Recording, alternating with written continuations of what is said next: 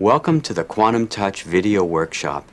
This is a workshop that can clearly change your life. You're going to learn some wonderful, powerful techniques for running life force energy, and more important, it's a way for everybody to learn the work together. We have a program set up so that you can watch this video by yourself, but if you work within a group, you're going to learn far better, become far more powerful, and appreciate the work to a far greater degree. We have it set up so that we have financial incentives for people to learn in groups. And we'll talk about how the whole program works at the end of the 4th videotape. But watching this video can help you become a certified practitioner. You can even move on to become an instructor of QuantumTouch. You can watch this video over 2 days or 4 days. I've set this up to run like a real QuantumTouch workshop in 3-hour blocks. Traditionally, we've had the workshop over 2 days, but if some people want to show it in the evenings or in the mornings or afternoons, you're welcome to do so. So you would have 4 times that you'd be getting together. The schedule of this workshop is as follows.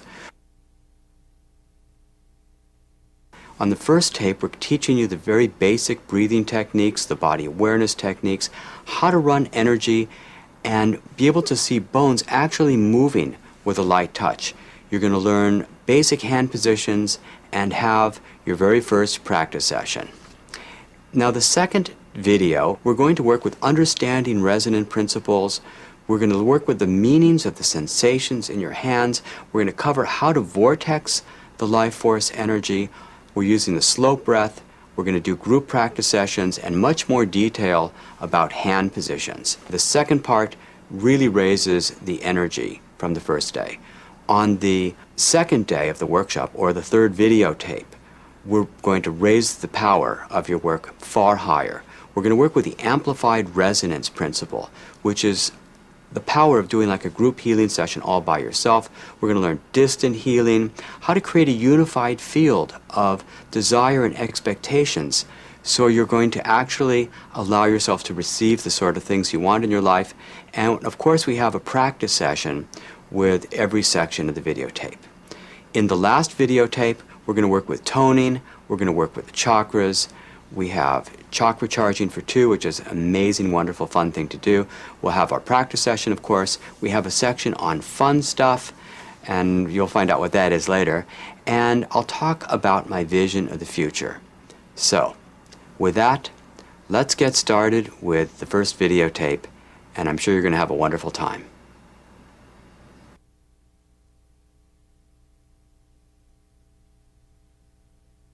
Well, welcome everybody to the videotape QuantumTouch workshop, and it's a real joy to be here and share this information with you.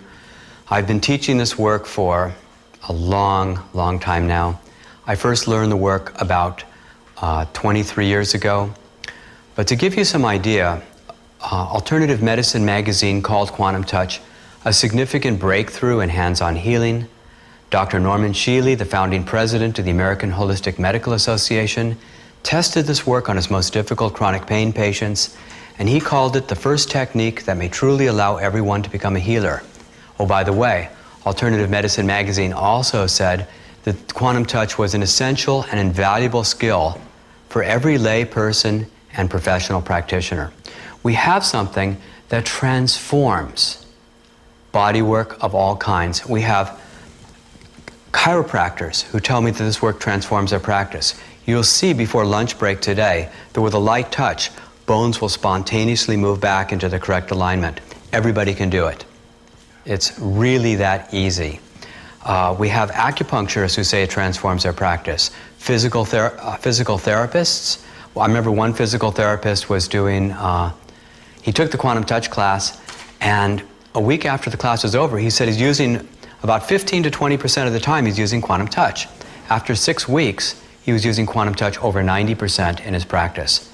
It transforms the work. Cranial sacral practitioners, Qigong, we've had Qigong teachers who tell me as soon as they learned to run the energy, they tripled their power right away. We've got Reiki masters who call the work Reiki empowerment or turbocharging the Reiki. Healing touch therapists who say that this work is so much more powerful than anything they had done previously. It's the next step in their work. There's no concerns about picking up anything.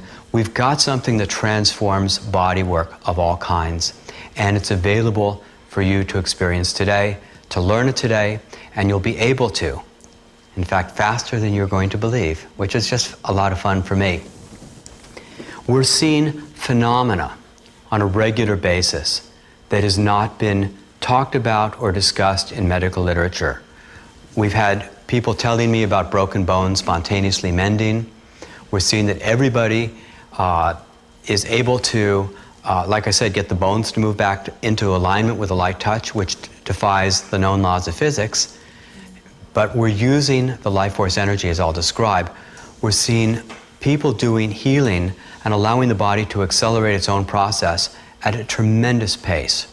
We're watching people being able to raise immune system function and bring down pain, even help balance emotions on a way that's never been seen before. We have psychotherapists, by the way, who tell me that QuantumTouch also transforms their practice because they're able to help people in ways that they had never seen before either. So it also gives you a new way of caring for each other, a new way of loving. It's a very direct and powerful way for people to care for one another. I remember in one workshop there was an 11-year-old boy named Zach who took the workshop with his mom, and I knew their relationship. They were always battling with each other and fighting with each other and yelling, "Would you stop throwing the ball in the house?" and that kind of relationship. But when they took the workshop, they looked like newlyweds. They had a way of adoring each other openly, overtly, caring for each other. And it was really funny. On the way back home, Zach said to his mom, "You know, Mom, I was secretly wishing I had superhuman powers like the comic book characters. But now I feel like I do." And the next day at school, he tells his best friend, "Well, I've learned to help heal people." And his friend said, "Well, heal me." He says, "Well, do you hurt anywhere?" His friend said, "No." He said, "Well, I could show you more clearly if you had some pain." They were 11, by the way. The kid takes his own hand, slams it on a table as hard as he can, and the hand starts swelling and changing color.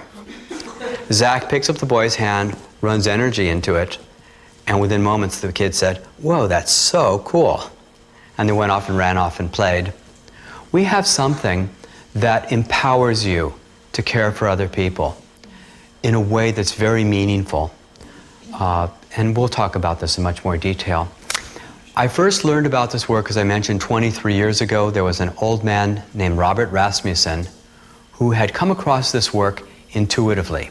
He had been an intuitive child growing up.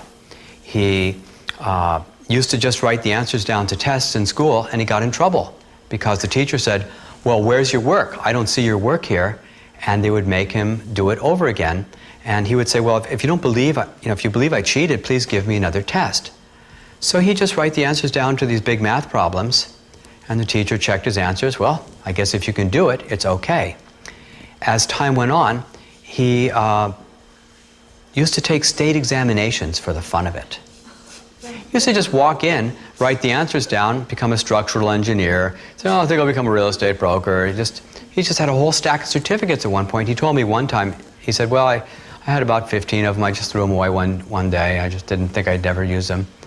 And he was visiting a woman whose daughter had a severe case of bowed legs. And the daughter was coming home from school crying every day. And he just asked the question, "What can I do to help?" And he got the message to do the breathing and the body focusing exercises, which I'm going to teach you. And he just touched her knees. And within moments, her knees just came right back together again. And she cried out, "Mommy, I can touch my knees together." And from that day forward, he just dropped all his other certificates and career of different things that he could do. And he spent full time running energy and doing healing, often 8, 10, or 12 hours a day for pretty much his entire adult life, doing hands-on healing work. And by the way, just as a little note, we've seen that happen in the workshop where somebody with bowed legs, woman in her 60s, and the legs just came right back. One person working on each of her knees and worked for both of them. Bob taught this workshop in 1978. And at first he was telling these tall tales about how bones would mend with a light touch, and how somebody with a big tumor the size of a grapefruit melted away in one session. And I didn't believe anything he was saying. He was telling these outlandish stories. And finally he said, well, let me show you what I do. And he invited my friend, who was the person who invited me, to come up to the front of the room. And unlike this workshop, she took off most of her clothes. And standing in front of the room, you could see she had a major S-curve in her spine, a major scoliosis. And he said, well, here's what I do. And he touched her hips, and her hips rolled back into alignment. Then he touched the occipital ridge, and the occipital ridge rolled back into alignment. Then he went up and down her spine for about 10 minutes. And in that 10 minutes, you could see her spine had straightened out about 2/3. And at that point, I realized this was absolutely outrageous. I figured this guy must have a rare, extraordinary gift. No one else is ever going to be able to learn to do this, and definitely not me. But in the course of the day, I saw that I could barely begin to do the things that Bob was talking about. I could barely begin to do it. I had Bob check an occipital ridge, and I could barely get it to move back into alignment. I happened to be his neighbor, and I became his friend, and I'd go to his house about 3 nights a week and try to pick his brain and understand what made Bob so extraordinarily powerful and successful at running energy. Why was he so incredibly good at doing this? And what I found out by picking his brain for years was that he had come across the work so naturally. He didn't communicate it as well as someone who had to actually go through the process. And then I was able to actually go through the training that I had and incorporate things that I had learned to help evolve the work. Plus, there have been many people who have taken the workshops who have helped the work evolve further as well. Now, the first session that I gave completely surprised and amazed me. There was a friend who brought a rabbit to my house. And I thought it was so cute watching the rabbit hop around my living room. And it was lovely until I realized there were these pellets everywhere on the carpet. So I had to capture the rabbit, and the rabbit didn't want to be captured. So I had to corner the rabbit, finally got my hands on the back of the rabbit, and it was trembling under my hands because, as rabbits naturally figure, they're dinner. But that wasn't my intent. And I felt the rabbit trembling, so I decided to run energy into the rabbit. So I'm doing the breathing and the body focusing exercises, as you're going to soon learn, and the rabbit stopped trembling. And I continued running the energy into the rabbit, and the rabbit did something very peculiar. With my friend watching, the rabbit just stretched its front paws forward and its back paws back as far as it could. And I continued running the energy. My friend is going like this at this point. I continued running the energy, and a few seconds later, I felt the rabbit push against my hands. And at first I thought it was trying to get away. But no, the rabbit flipped over on its back and was stretched out. Like it was sunning itself on the beach in Hawaii. The rabbit was totally relaxed with my hands on the rabbit's belly. Now my friend is shocked as I am. That was my first shocking experience. The next shocking experience was where I went down to Los Angeles, and a friend had set up a little demonstration before Bob was going to come down and teach in Los Angeles. And there was a woman who was hunched over with severe osteoporosis. Every vertebra was terribly misaligned. I had her put a shirt on backwards so we could look at her spine. And the upper thoracics were sticking out like dinosaur bones. And when there'd be one here, one there, the next one over here, the next one there, and then one here, it was frightening. The lumbar were indented deeply. She walked in and she was hunched over and she looked at me through the top of her eyes. And I had her put a shirt on backwards so we could see her spine. I ran energy up and down her spine very slowly for about 1.25 hours. No technique but the one I'm going to show you before lunch break. And within a period of time, people started saying, is that looking better or is that my imagination? And then after maybe 25, 30 minutes, they're saying, oh, it's definitely looking better. By the end of 1.25 hours, everybody was stunned and shocked because every vertebra was in a totally straight line up and down her spine. The ones that were sticking out had come in, the ones that were in had come out. She stood up and all of a sudden she was a very tall woman. At that moment, as if it was choreographed, some double doors opened, her daughter came in, burst out crying, and said, "Mommy, you're standing up straight."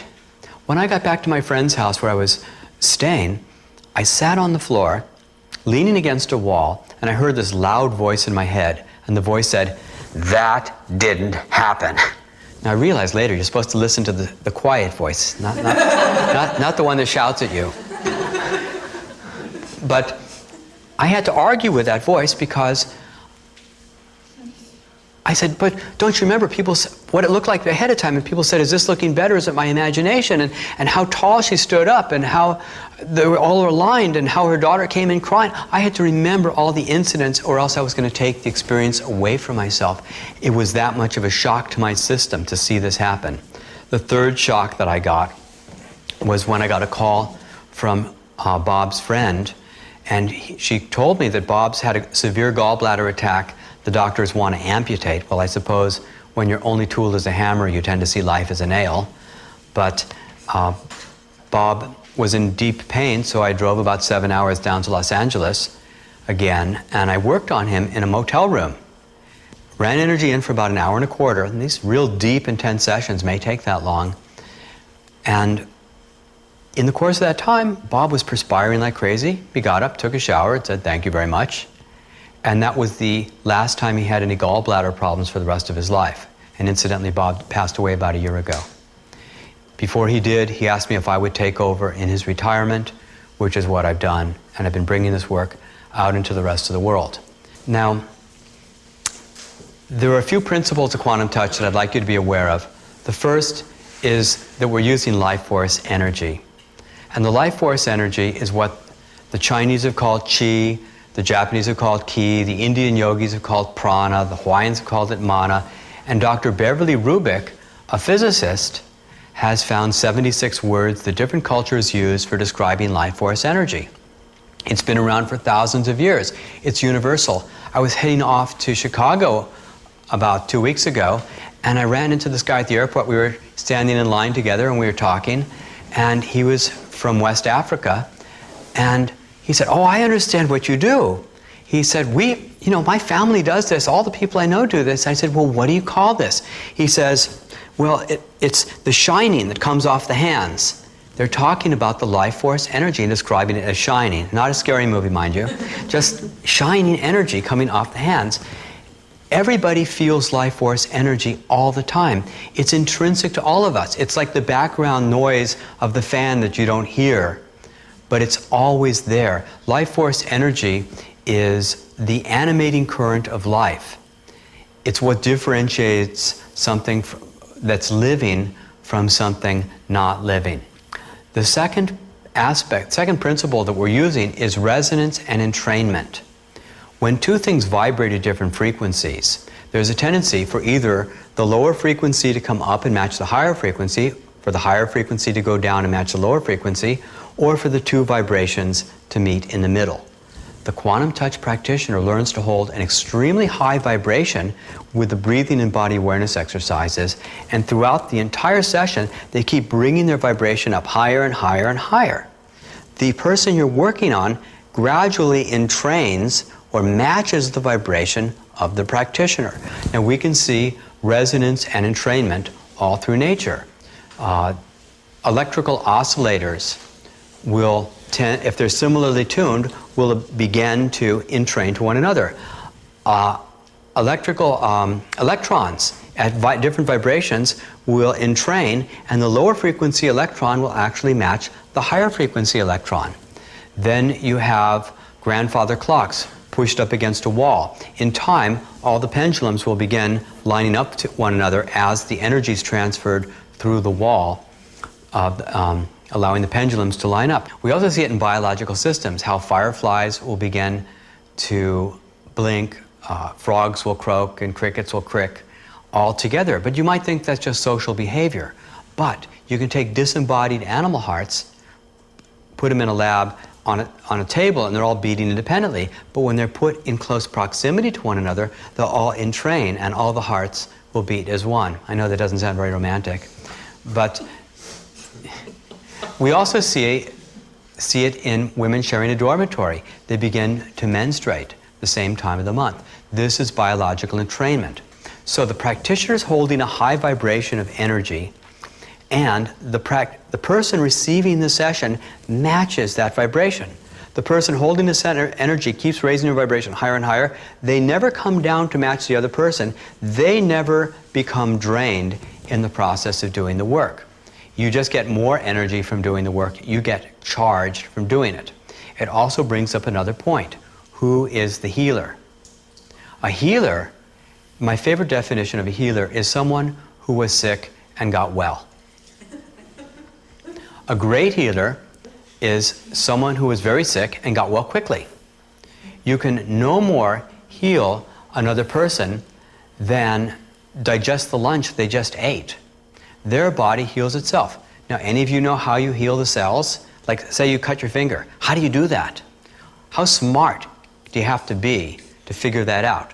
Which brings up the third point of this work, which is the third principle, which is body intelligence. We're not healing other people. We're holding resonance and allowing their body intelligence to come up and do the healing that it decides it needs. You get that? Now, we pride ourselves as a species as being really smart, and we want to outsmart life a lot of times. That's why we try to study so hard and to control and manipulate or use force to make things happen. But ultimately, we can't outsmart life. We don't understand the functions going on in our own body. There are hundreds of functions to the liver. How many can name them all, right? How many can do them all consciously? There's lots going on in our body that we're unaware of. We've got about 100 trillion cells, and each one of these cells has about 1,000 things happening that we know of every second of the day. We can't keep track of that. I don't know how to keep my heart beating at night. We've got enough DNA in our body, if you unwound it all, there's about a yard of DNA in every cell. And if you multiply 100 trillion times a yard, you could make 200 round trips to the sun with all the DNA in our body. Yet the medical profession has this idea that we try to poison the disease in the hope that the disease dies before the patient, rather than raising the life force energy of the person and allowing their body intelligence to take over, providing the best nutrition, the best emotional balance, the best lifestyle conditions, and the life force energy to raise their system. They're trying to outsmart, to manipulate, to poison, to control the situation that would cause things to happen. Rather than that, we want to learn to trust the process, trust the body to heal itself, trust it to do what it needs to do, what it wants it to do to heal itself. Now, there may be many kinds of reactions that happen during that session. Pain may come to the surface, emotions may be released, but we trust it all because it's all part of the releasing process. The body is probably the most underrated form of intelligence on the planet. If you consider how proud we are of our Human Genome Project, where they've spent tens of billions of dollars and thousands of scientists to understand and get this roadmap of the human genome, kind of like a roadmap of Los Angeles from outer space, or maybe more.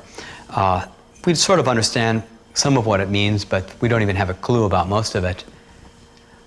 And how do they figure this out? They have these chemicals that split the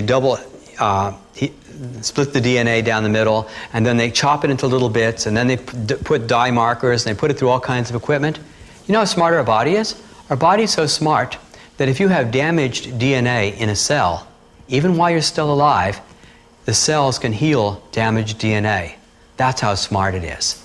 And we have the arrogance to try to interfere with the intelligence of the system. So I really am excited that we're using the intelligence of the body to heal itself. So we're using life force energy, resonance and entrainment, and body intelligence to let the body do what it needs to do. Now, in order for us to start running energy, we've realized that energy follows thought. So, hold up a finger. And we're going to put our awareness into our finger. Anywhere that your awareness goes, life force energy goes too. Now, the goal of this exercise is to see if you can feel any kind of sensation in your finger by putting your attention there. You could imagine you're breathing through your finger or feeling the pulse going through the finger. You might even imagine you're stroking your finger with a little feather. Anything to generate sensation. Now, when you've generated sensation, see if you can make it stronger. See how strong you can make the sensation. You might try breathing through your finger to get more sensation to come into that finger. Like that. Okay, is there anybody not feeling sensation in their finger? Okay, everybody's feeling it. Good. Now let me speak to the video audience because there may be somebody out there in TV land, hi Mom, who is not feeling any sensation in your finger. And what you can do is fake it. This is the secret. What you do is you imagine you're feeling sensation in your finger and you put all your awareness inside your finger as if you were feeling sensation and you fake it. And that'll work. And you can do that through all the exercises that we're going to be going through that will allow you to be very successful with them, even without sensation. There was one fellow named Kent who used to come to all my lectures and he would help do demonstrations at the lectures, and he never felt any sensation in his body anywhere. But he was able to get fabulous results, as have everybody else who had difficulty feeling sensation, because what he would do is he would just bring his awareness through his body as if he were feeling sensation. Other people who do not feel sensation will find that by practicing these exercises over a period of time, maybe a few days or a week, months, or maybe even a year, all of a sudden sensation may come to them and they'll be able to feel the sensation. Working without sensation is a little bit like working blind. It's not really a problem. You can do the work quite effectively. So we're going to start with an exercise, and your name is? Martin. So I'm going to invite you to come sit in this chair up here.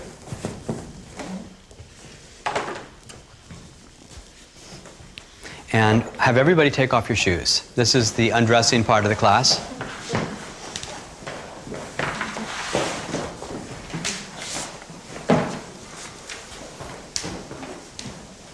And what I'm going to do is a very simple thing. In fact, it's so simple, I'm going to talk about it for a long time, because so many people overcomplicate it, and I just want it to be really easy. You can think of it like stroking a cat. You didn't take any lessons to stroke the cat. It's really easy. You stroke the cat and you let go. You don't kind of go inch by inch stroking the cat. You don't do it with your hands off the cat. The cat would look at you like, what are you doing, right? But you just stroke and you let go. The purpose of these strokes that we're going to do on each other is to be able to get a person to feel sensation in their body on their own. If you leave your hands in place, they're only going to feel your hand and they're not going to be able to feel their own self without you being there. So just imagine stroking a cat. If you stroke without touching, the cat looks at you weird. If you just leave your hand on the cat looks at you weird. But if you just stroke and let go, you're doing perfectly. If you go too slowly, the cat is going to give you some weird looks also. So we just want a nice pace. It's important to let go after you stroke. So I'm going to demonstrate it. It's not very complicated. I just start at the feet and I stroke up the feet and I let go. I don't have to do it perfectly. I don't have to cover every inch. Now you put all your attention into your feet and try to generate some sensation in your feet on your own. And when you have generated sensation, you say, okay.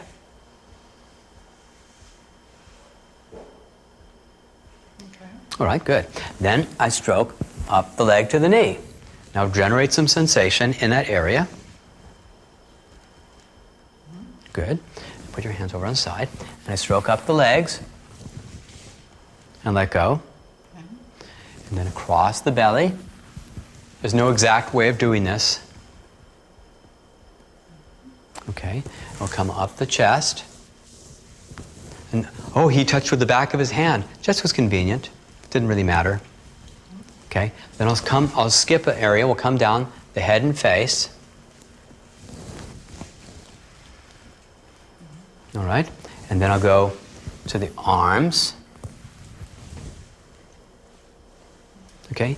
And then we'll go to the open hands and end in the open hands. Good. How's that feel? It feels the warmth. You feel when you touch me, yeah. almost immediately I would feel the warmth. Okay. Okay, good. Thank you. All right. Now, feels pretty relaxing for most people. Pretty wonderful. So, are there any questions about this exercise? All right. Well, again, we're going to stroke. Just stroke the feet, let go, then go up to the knees, let go, then up to the pelvis area, stroke across the tummy, up to the shoulders, then down the head, arms to the hands. This is the direction. You want to stroke, let go. Don't go too fast. Don't go too slow. Don't try to heal the person. This is not about trying to heal them. I've seen people try to concentrate and do things. It's not about that at all. It's just a touch to feel sensation in your body. Ah, yeah, I can feel sensation there. Now, there will be some people who have blocked areas where they do not easily feel sensation. There may be their thighs or their tummy or their chest or different places. Have the person stroke that place again. Say, can you please stroke it again? And the person strokes it again. And then, if you still can't feel it after a second or third try, skip it. Go on to the next place and have them go work on another area and stroke that. So, I guess we're ready to do the exercise. So let's break up into groups of 2 and let's practice with each other. All right.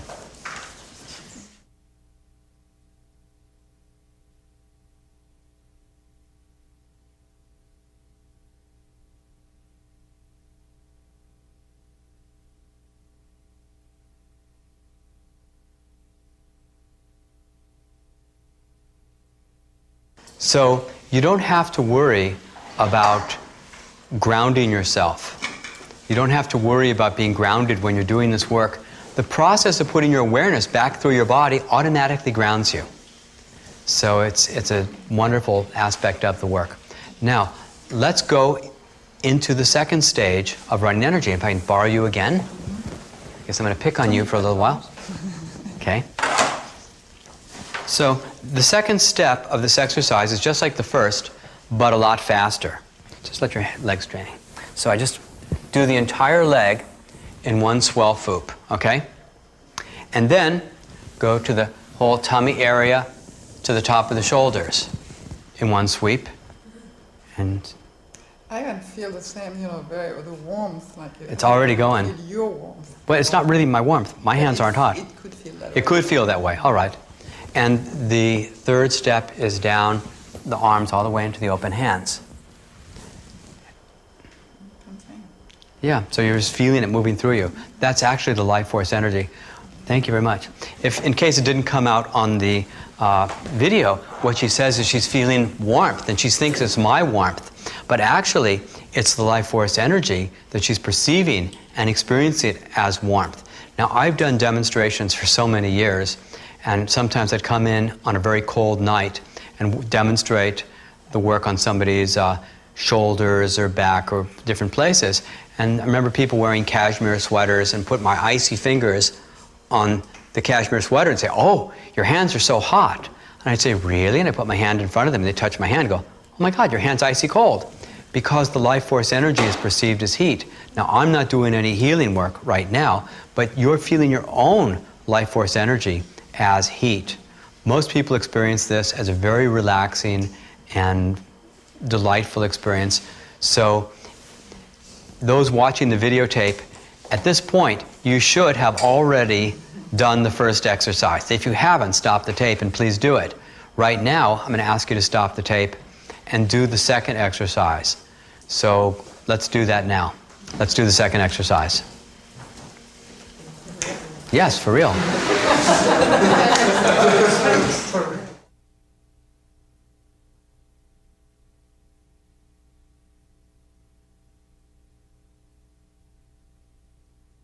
Okay, it's getting a little easier, a little faster. Now let's do the third step. Now those people watching at home should already have practiced the second step of the exercise. Now we're ready to learn the third one. So if I can borrow you again. Excuse me. Right. Now we're going to do the whole body in one sweep. So I go up the legs, up the middle, down to the hands in one swell foop. And are you feeling that throughout your whole self? Yeah, I feel very relaxed. Very relaxed. Great. Now stand up and turn your back, and we'll do the whole back side now. So those of you who are wondering, how come you didn't do the back? Well, we're doing it now. So we go all the way up to the head, down the shoulders, arms. Nice? Yes, it's very nice. Okay. Now, some of you may want to have it done a second time or a third time. Feels good. You know. So enjoy yourself. Say, can you do that again? Can you do that again? Well, healing was never supposed to be about suffering. It's a good feeling thing. So why don't we, those of you watching on video, why don't you stop the tape and practice this with each other now, and the rest of us will just practice here at this point. Great.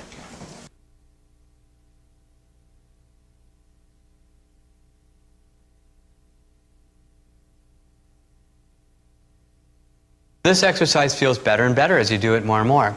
Now, this exercise is just training wheels. Once you learn to do the hands-on healing work, you're not going to need to come back to it at all. Once you take the training wheels off a bicycle, you don't say, well, I think let's put the training wheels back on and see how I ride for a while. No, you're going to go without it. You're going to be doing this by yourself, which is what we're about to start doing right now, which is that I'm going to have you cup your hands, very soft hands. You don't want any pressure on your hands, just soft hands, cup your hands.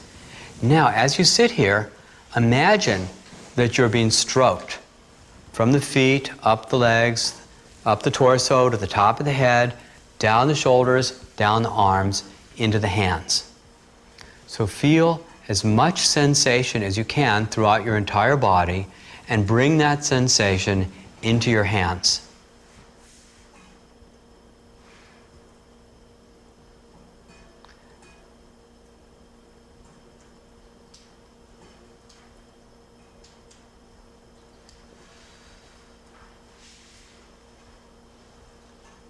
Okay, now what are you feeling?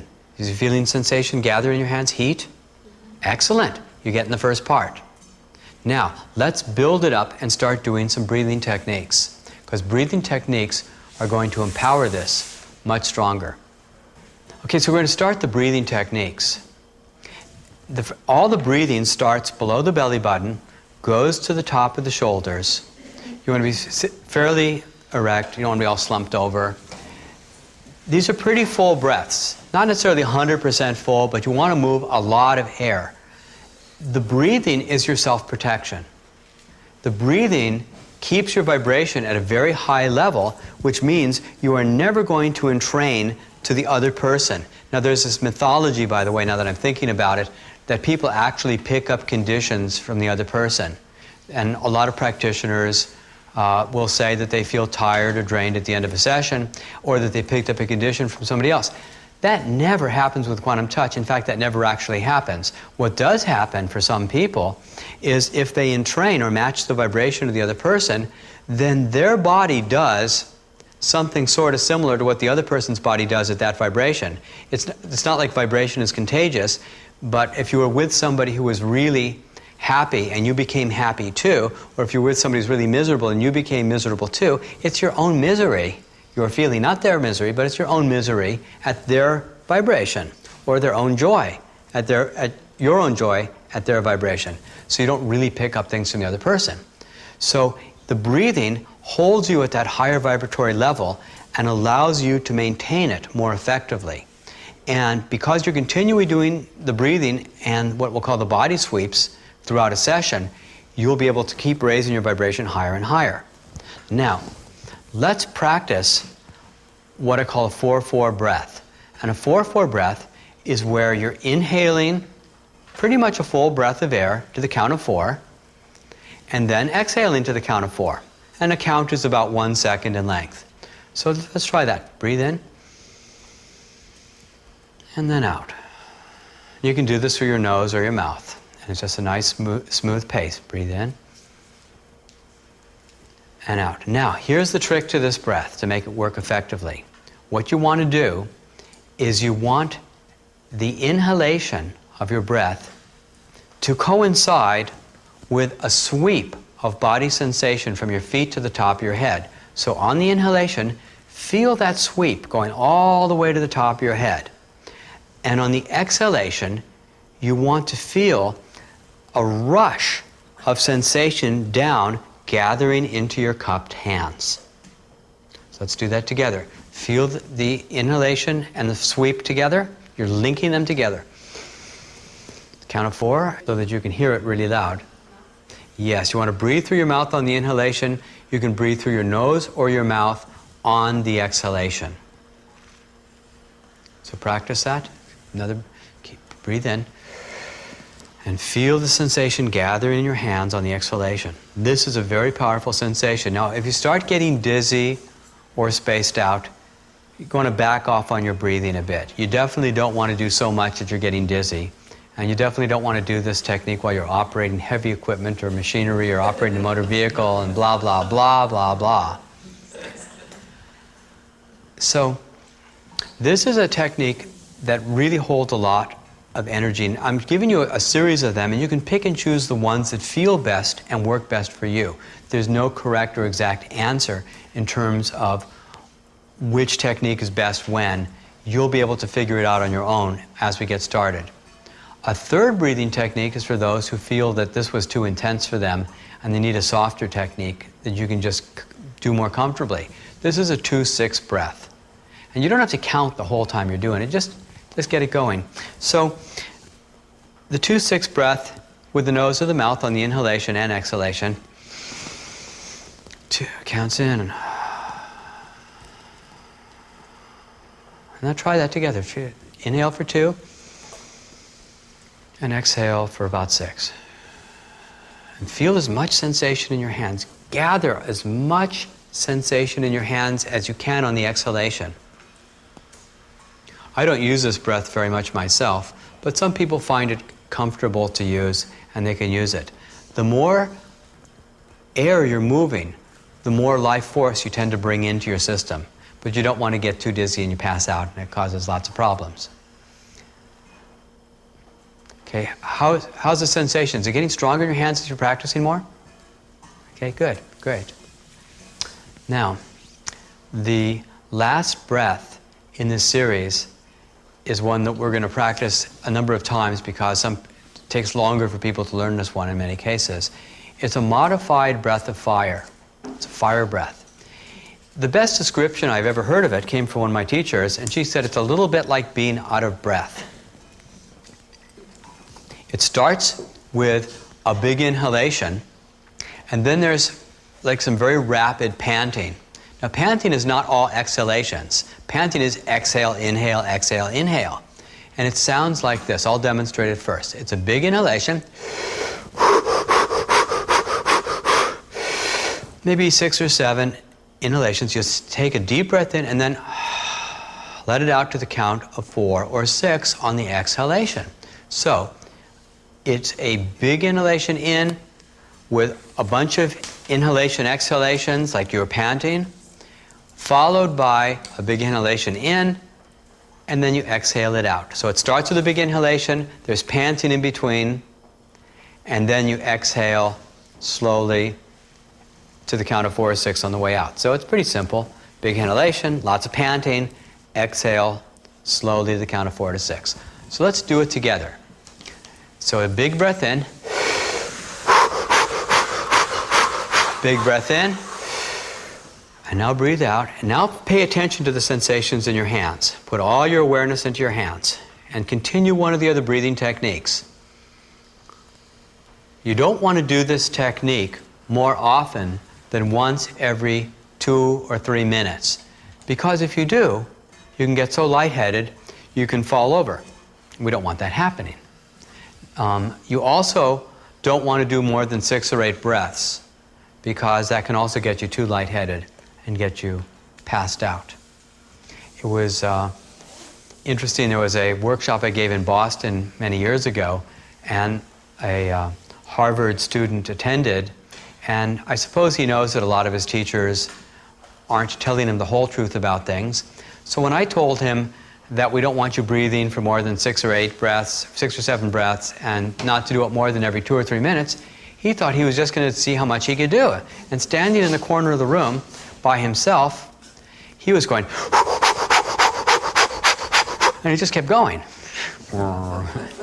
And all of a sudden, while I'm talking to these people over here, we hear this loud crash as he's banging his bridge of his nose against a heavy leg of a chair, and hitting his head on the wood floor. And when he got up, he's like, "Whoa! What did I do?" Well, fortunately, he was surrounded by people ready to do hands-on healing sessions. That was the good news. And it was actually quite amazing because we could actually see this huge cut, this huge bruise across his forehead actually shrinking in size as that session went on. And the bleeding stopped almost immediately. After about 10 or 15 minutes, he said the pain stopped and it never came back throughout that weekend. And the next day when he came back, he didn't have black eyes. So it was very demonstrative of how effective the healing was and what not to do. Okay? So don't continue doing the breathing. Let's practice it again. Big inhalation. Big inhalation.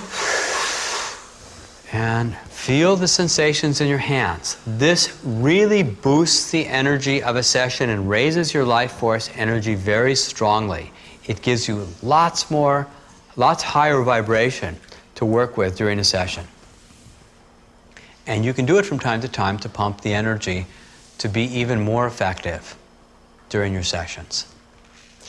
So, it's time now to have an interesting demonstration. Now, I measured you, and your hips were off in a really nice kind of way. And if I can borrow you for a moment, have you come up here.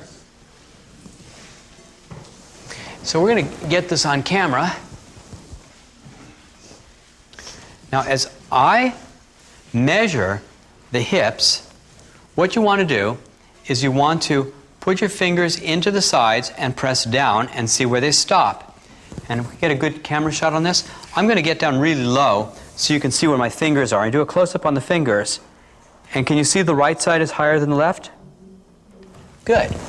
And it's about yay much higher. Now, why don't you measure and do what I did and put your fingers there on the sides, press in. Now you got to get low so your eyes are level with your fingers. Can you see the right side's high? Very clearly. Now, thank you. Now just as a point of, I want people to be really clear. If I try to measure the hips from this position, I might be able to know the right side's higher, I might not. This is wrong, this is right. Eyeballs level with fingers. This is wrong when you're turning your head to see it from this angle because you want your eyes level. This could also work if you get yourself low enough so that you can see what's there. You got to do that or on one knee. So if you want to check the hip position, you want to get that level. Now, why don't you demonstrate? You already measured the hips. What you do is just put your hands here and here, very softly on the sides of the hip. Do we have a good shot of that? Okay, we got a good shot. The hands are very softly there and there. Go ahead. Put your hands, no, you don't have to be low. You're not measuring now. Now just do the breathing and the body focusing exercise. Why don't we turn you around this way so people can see? That's good. And just run the energy. Do the breathing, get as much sensation into the hands.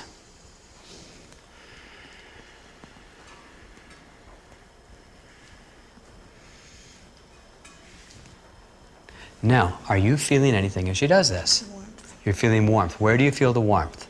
In my lower back, right? In your, underneath her hands. Underneath her hands. Mm-hmm. Mm-hmm.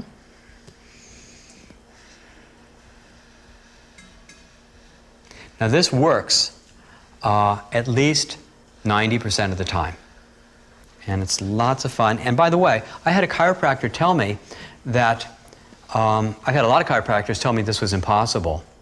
And because when a person's standing up, it's physiologically impossible for the body to restructure and realign itself. That's why they put you on their side and they go crunch or use different techniques. There are subtler techniques that many chiropractors are using too and work wonderfully well.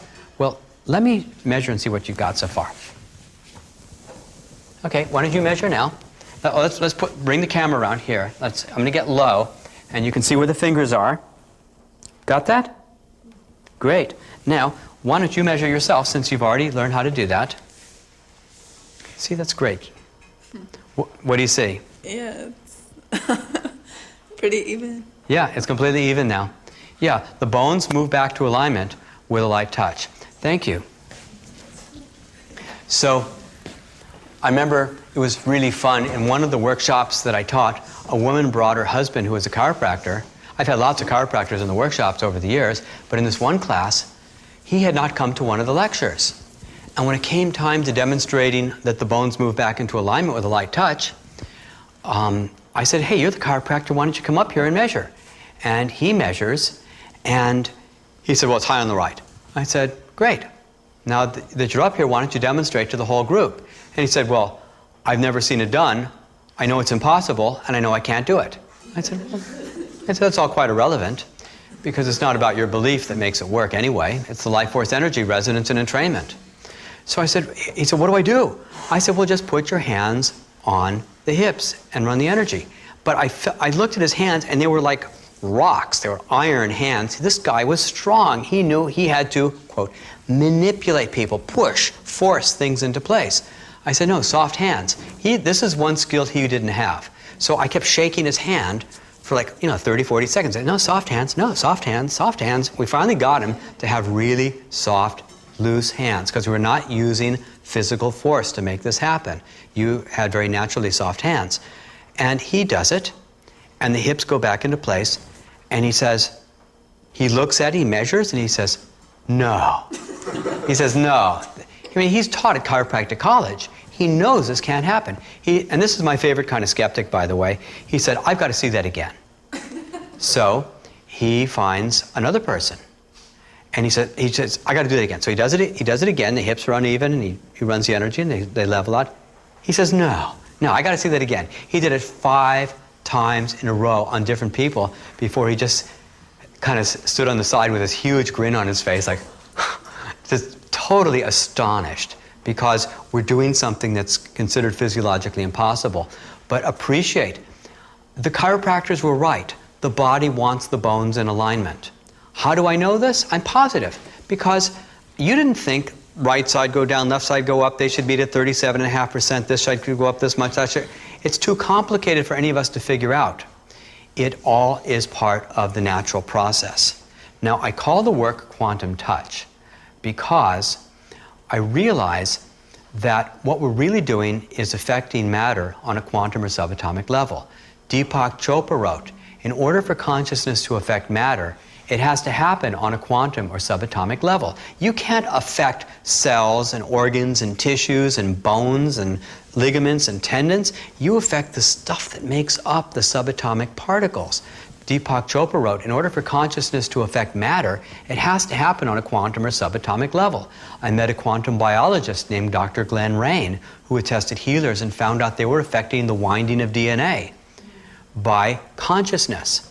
Now, what is subatomic? Subatomic is that level beneath the atomic level, and when the physicists are looking at the stuff that makes up everything, you look at the glass of water, think of the water, it's H2O, hydrogen and oxygen, but the subatomic particles that make up the hydrogen and the oxygen are something entirely different. The first thing that they notice about these particles is that they're not particles, they're calling them energy packets. And that is because they have no mass. They don't weigh anything. Well, why do they call them particles? They're not anymore. They have no mass. Well, why do things weigh something? It's a mystery. Why things weigh anything when the stuff that makes it up has no mass? The second thing is that when the scientists expect the particle to spin 2 or 3 times, it would.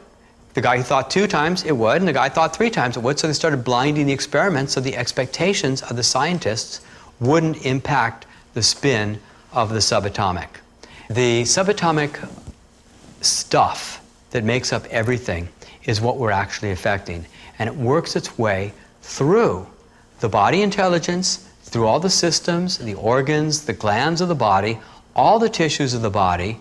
It affects the ligaments, the tendons, the muscles, the bones, affects everything. And then, in our gross awareness, we see the bones moving back into their alignment. And we say, ugh, bone move. Because we're not seeing the billions or trillions of changes that are taking place on subatomic levels. We're not seeing how the whole body integrated the energy to allow your hips to move back into place. We're just seeing the end result. And then people say, oh, I see, quantum touch is about moving bones. Yeah, I suppose that's one way of looking at it, but we're affecting everything in between. So we have one person who told me she worked with 8 AIDS patients and brought them all down to unmeasurable or nearly unmeasurable levels of the virus. We have practitioners who tell me they're working with cancer patients, and that the cancer patients, well, one of the practitioners, he keeps hearing this from the patient's doctors over and over. Doctors saying, we've never seen this before, where we've never seen an aura around a tumor, where the next time the tumor shrinks down and the next time the tumor disappears, and the doctor wanted to do exploratory surgery after that was over. We've never seen this before, said another doctor, how a tumor had tendrils coming out, going into the tissue, and then after a couple sessions, it was just a hard little lump that was isolated by itself and it wasn't spreading out around the body. The body heals itself. We don't have to understand it, we don't have to figure it out. We just have to hold that resonant field and let the body do what it wants to do to heal itself. So let's cover some hand positions, and then you're going to get started doing your first session with each other. So, can I borrow you this time? All right, and have you sit up here. Actually, I think what I'm going to do is I'm going to move this table and spin you around. Very good. This is good. Your hair is off to the sides. Good, so it's easy to see. The most basic hand positions, we're only going to cover some basic ones now. We'll go into much more detail after lunch. But right now, if there's neck problems, you want to use your fingers on the sides of the neck. Now, I'm holding these 3 fingers up. And Bob Rasmussen liked to call this a tripod position with a thumb, index, and middle finger. You can concentrate with intention and have the energy go out your fingertips as opposed to out your palms. And you can concentrate the energy very powerfully that way and have it go into a small area. You want to create a field of vibration that's going through an area. So you use both hands and run the energy into the sides of the neck. Now I'm standing at an angle so the camera can see me, but if I was doing this for real, I would be standing a little more like this, so I would be comfortable. You always want to be comfortable when you do it. You could come down the neck, lower and lower. Here's the 7th cervical, it's the big bump that sticks out in the back of the neck. You could run energy into that spot. If there was shoulder pain, you just touch the shoulders. Run energy into where the pain is. The most basic technique of this work, oh good, I get to spin you around, this is fun. The basic technique is called the where does it hurt technique, where you put your hands where the problem is. Then we chase pain or sensation anywhere it goes in the body. When sensations move through the body, that is our body's way of talking to us. Our body says, hurts here. And you run energy there. And then the person, in this one case, said, oh, now I feel it here. This was like a 3-day migraine headache that was never going away. Then, while the person was working, all the sensation went to the throat. And she said, well, now I feel it all in my throat. And then a few minutes later, the woman said, well, now I feel it all in my liver gallbladder. So the woman worked into the liver gallbladder area. The whole body heated up, she perspired, and then the headache disappeared. Because you don't have to understand the physiology. You just let the person tell you what's happening. So, hand positions for the neck, both sides of the neck. Have you stand up. And for lower back, I would put my thumbs on the lower back. Now, if you said the pain was here, I'd put my thumbs where you said the pain was. You said the pain was here, I'd put my thumbs there. If the pain is down lower, I would go lower. I just put my thumbs there and rest my fingers. And one of the beauties of this work is you can do it wherever you are. If you're in a cafe, you can always have a person sitting or standing. I've done this work in bookshops, I've done it in train stations, done it in parking lots. Everywhere I am is my office. Have hands will travel. It's really easy. So you could run the energy with your thumbs out there. Any point in the back that hurt, you could take your time, run energy into every part of the back that was in pain. You could hold a shoulder that was in pain. But the main thing to do is say, where is the pain? So if the person said it's in my shoulder, that's not enough information. What part of the shoulder? Well, the person said, well, it's under this shoulder blade. Well, I wasn't going to think of that. So you want to run energy through it. You want to sandwich it between your hands. If they said it's in the, right here on the tip of the shoulder, well, you run energy through there. And if it's a very concentrated area, you might want to use these 3 fingers. If the pain moves to another spot, like I was working up here in the upper back, it might move to another spot. So you chase it to the next spot. And you want to have soft hands throughout. You don't want to have your hands tight, because tight hands block the flow of the life force energy. And if you want to see bones move, if you're shoving, it'll stop the bones from moving on their own accord.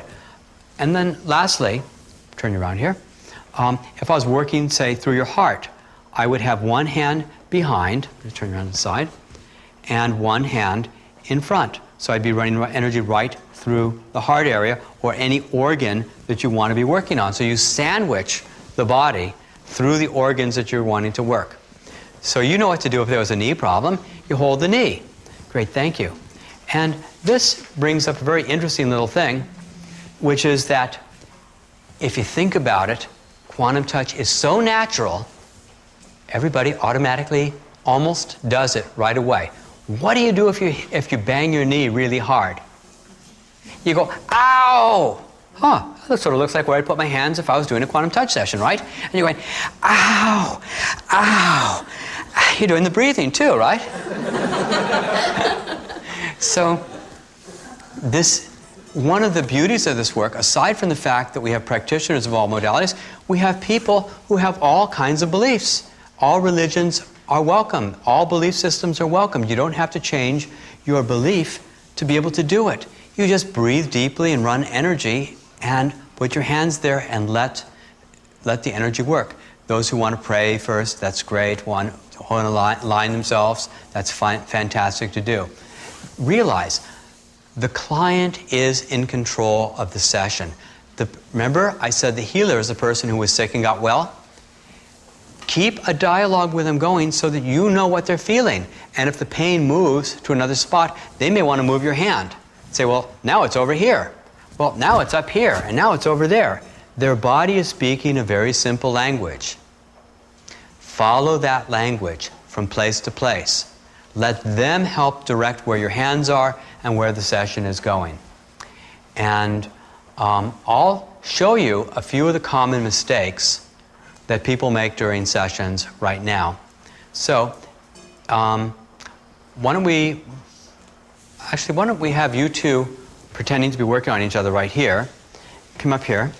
Do you have any pain anywhere? Yeah. Where? It's here and here. Okay, did you injure? Tendinitis. Tendinitis? All right. So why don't you run energy into this spot. Now, this looks pretty good. Can you get a shot of this? Great. So you would be running energy into that. Now let me show you what not to do. I'll demonstrate wrong. Okay, why don't you stand back a little bit? Yeah. This would be a bad position because I'm uncomfortable. I've seen people do this a lot. This would be bad. Oh, I'm sorry, I'm squeezing your tendinitis. Okay. But using pressure, that would be a bad thing to do too. What was the third one? Oh, yes. So the other thing that the practitioner can do wrong is to forget to breathe. So as long as you're breathing deeply and you're not squeezing too tight, you got real soft hands, and you're not in some weird position, trying to do the work, and you're making yourself comfortable, I recommend you kind of move around. Like if I was working on the shoulder, I've seen people do this a lot. But, stand, try different positions, experiment, play with it, find what works best during a session, and work with that. And that makes it very, very effective to do that. And then run energy into the part. So in your case, it would be the tendinitis, and we'll run energy into there. And the last thing I'm going to mention here is that help each other. when you're watching the video and you see somebody in the room and they're stretched out or they're in an uncomfortable position, they're trying to work on somebody's knees like this, have them sit down, have them put the legs up, try different angles, different positions. If you see somebody with tight hands or if somebody's got tight hands on you, people don't realize how tight their hands are. It's very common. Go ahead, shake their hand a little bit, help them out. Say, hey, loosen those hands up. Shake them up a little bit, get them to have soft hands. And if a person stops breathing, encourage people to breathe. One of the few things that I do during a workshop is I nag people, and I encourage, keep breathing, everybody. So the facilitator who's hosting this workshop that you're watching on video can say, okay, everybody, keep breathing. And do that periodically because people will forget to breathe. You need to breathe 100% of the time in 100% of the sessions. And that is what makes this work really effectively. So let's have the people watching the video now stop the tape and give each other, well, actually before you stop the tape, here's the instructions. You're going to want to give one-to-one sessions with each other, and these are going to be 15-minute sessions. So I give you a session, you give me a session, and then we'll switch partners, and you give somebody else a 15-minute session, and then they give you a 15-minute session. So you receive 2 15-minute sessions, and you give 2 15-minute sessions. This gives you a wonderful experience of running energy and wonderful experience of receiving the energy from different people, the different qualities of energy. So you'll give each other a 15-minute session, receive one, give it to someone else, and receive one. And so why don't you stop the tape and do that, and we'll come back again when you turn the tape on.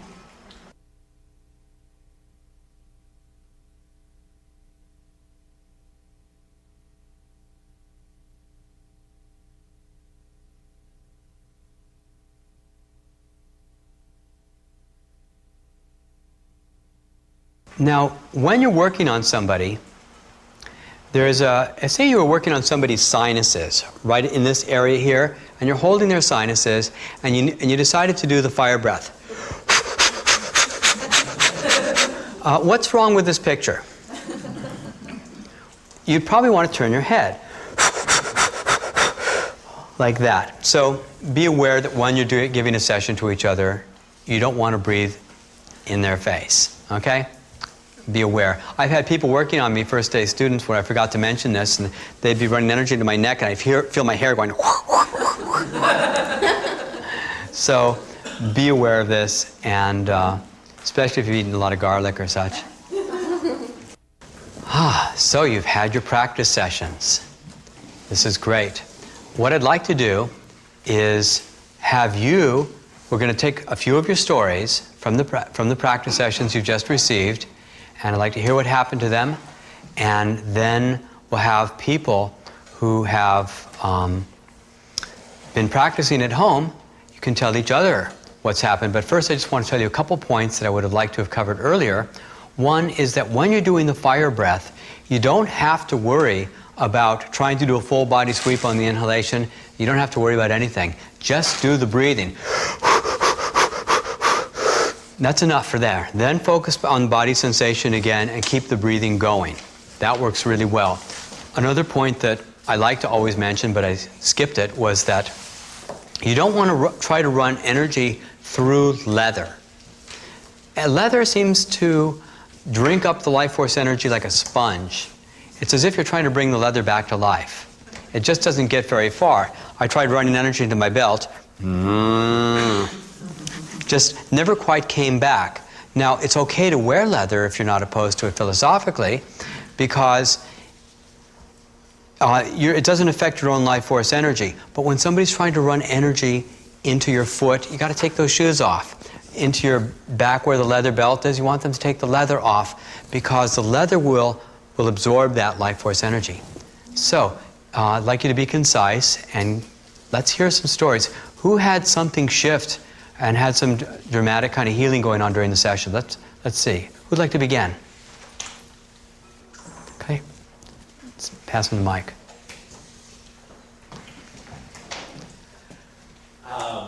I had some pain in my hip, and it definitely shifted up my back. And then I had some pain up in my forehead, which slowly worked its way down to my shoulders, and then seemed to just dissipate from there. Both of them kind of met in my back and then just kind of disappeared. And what about that pain in your hand? The pain in the hand, I cut my finger about 3 weeks ago. It's been quite sore and works quite well right now. How about that? Not too shabby, huh? No, not too bad Okay. at all. Who's next? Okay. Let's pass the microphone around. Okay, you are. Great. Let's pass the mic over there. Yeah. For the past couple of days, I have TMJ, and my jaw's just been out of line. It's been popping when I chew, so it's been causing a lot of headaches. And when I had energy running through me, I just felt it kind of like move through my head, and then they were focusing on my head area, and it just kind of like dissipated. And like now, it's not popping, which is a really good feeling. Well, that's fantastic. Thank you. That's great. And who's next? Yes. I was experiencing a slight headache. I'm assuming that it was sinus from the rain and what have you that we're experiencing. And when Kaya was working on me, that cleared. And then she just intuitively started going to other places in my body. And when she got to my right thigh, I explained to her that I've had sciatica. And so she concentrated in that area, and I feel less numbness and more relief from that discomfort. Isn't that amazing? Yes. How quickly and fast this stuff works. What else? Who else experienced some healing? Okay, we got you up here. Yeah, when I came in, I had pain pretty sharp all throughout my arm, and then it, on and off during the session, it would increase and go down, and then it concentrated to one spot and dulled quite a bit. That's great. This is the tendonitis you had said. Yeah. So the tendonitis went down. Now this is quite common, that sometimes pain will flare up and appear to get worse temporarily during a session, and then it just dissipates and goes away. It's part of what I call about trusting the session, because you say, oh my God, the pain's getting worse, but then it just melts away, because that's part of the healing. One person once used an analogy, stirring up a bucket of muddy water, that when you start stirring it, it gets more muddy before it all clears out. So, what else?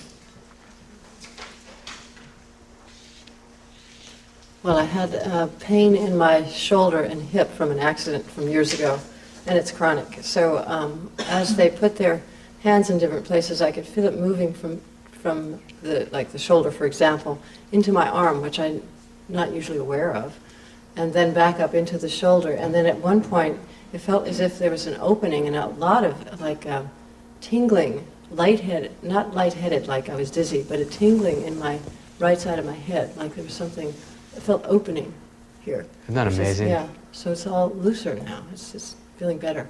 Wow, it's fantastic. It's fantastic. Those people watching this video at home, what I'd like you to do is go around the room and have everybody, every single person, share their stories about what's happened. You'll be absolutely amazed to find out that everybody's experienced something quite interesting and valuable. So go around the room, share all the stories, and when you're done, turn the TV back on, the VCR, and we'll have some questions and answers that you may have been thinking yourself.